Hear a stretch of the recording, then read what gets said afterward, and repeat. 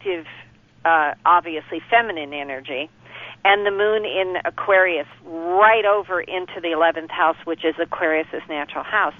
So she's got a dynamic here. I would say she has worked awfully hard and done a lot. And if I'm not mistaken, you know her, don't you? Well, yeah, I know you her. Know, I knew you her, know yes.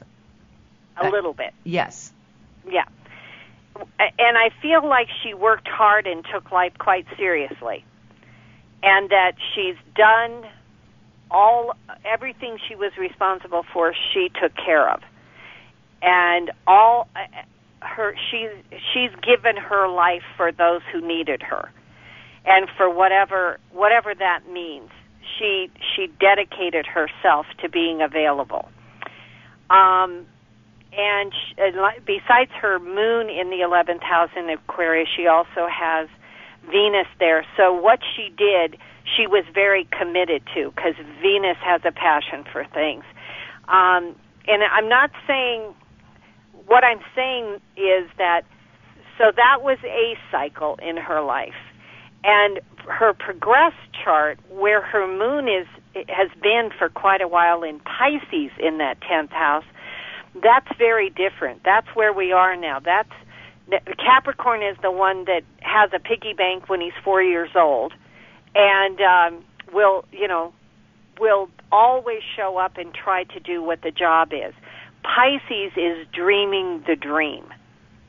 So she's, for a long time, I suspect, been trying to figure out why she feels differently about her own life. And the point is, you've been in Pisces. It's time, you get to relax and dream. And her moon is in Aries in that 11th house. And that moon says, what do you want to do? So Pisces says, I want to dream, because they follow each other. It's just like we're going to do in a couple of weeks. We've been having a wonderful month of daydreaming, and now Aries is going to come along and go, well, what are you going to do with all this? All of these ideas, all of these dreams. What are you going to do with them? So I really see this as a chance for her to at least decide which dream does she want to access. Not asking her specifically, but what does she need from her life? How does she need it to be either a little bit different, or what does she want to put in there to have life reward her? And that's what I see in her, is it's time for her to enjoy all of her efforts. Okay. That makes sense. We'll find out. We'll get some feedback from KP here in a minute.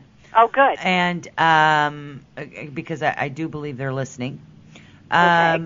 The thing that I would like to say, because there wasn't a specific question, we do need to let the audience know that there wasn't a specific question. So, matter of fact, there wasn't any question at all. So, the one thing that I would like to say about this is that what I get with this particular person and where they've been and where they are going, and I'm talking about recent where they've been and recent where they're going, is that there still needs to be some clearing there. I do see some confusion as to what's in the grand scheme of things, and I still believe this person has some things to let go of internally, as far as how they feel they fit in. And when I say that, is because we've all been raised with programming that says when you go out to dinner, you do this, you eat with this fork, you eat your salad with your salad fork, you put your napkin on your lap, you never tuck it into your shirt.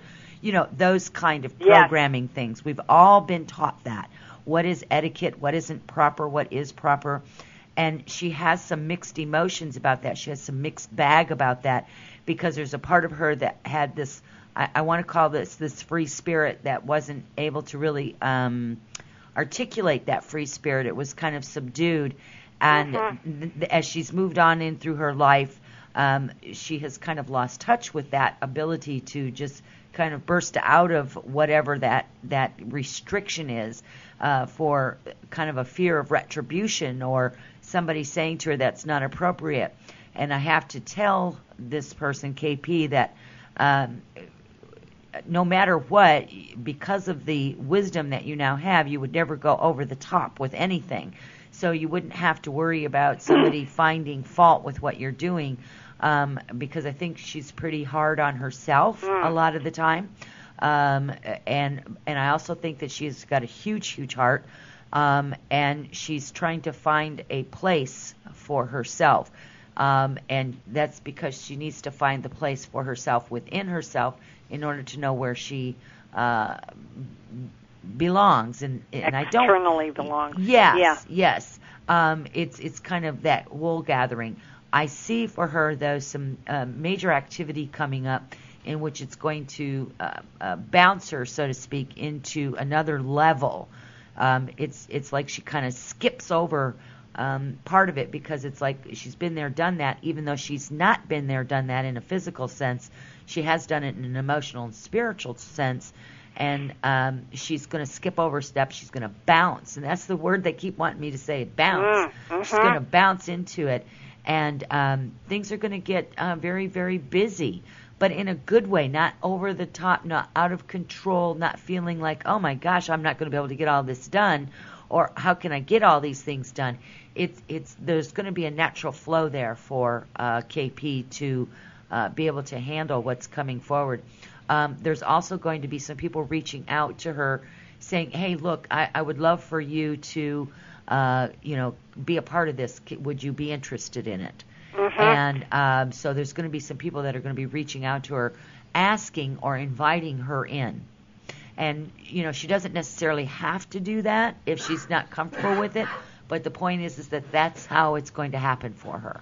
So right. I see this year for her as all of these things that's been going on in her mind all these years and coming to the point of where she's at is that it's just like she's going to let go of the programming, and she's going to finally say, I need no one's permission but my own. Right.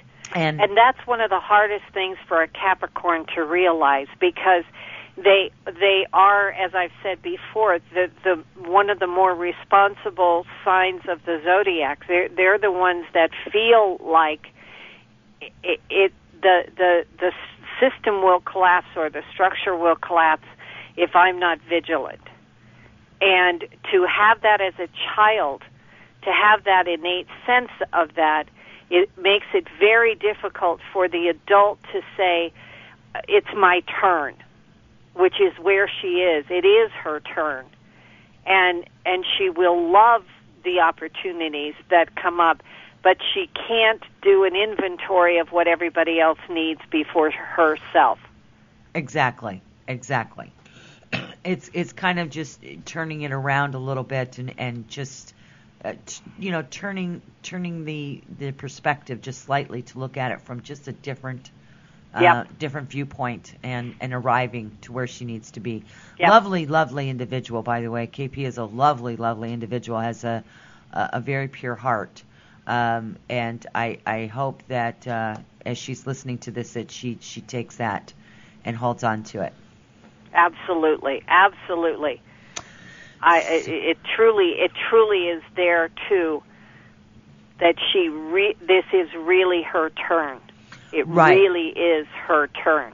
And the last thing that I would say to her, there's really nothing to fear but fear itself, and you have to sometimes throw caution to the wind and let the spirits move you where they would like for you to be. And if absolutely. It's learning to trust the things outside of self. And I'm not talking necessarily about people. I'm talking about right. the unseen world that's around you all the time, that has been kind of co-directing or helping you direct your life. It's time to really let them come in and listen to what they're saying to you. Absolutely.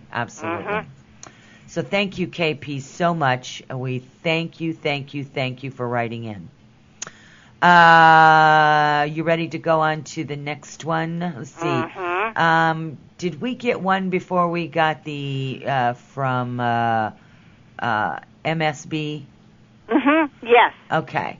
And let's start with that one, Nancy. I'm trying to locate that in my millions of them. Okay.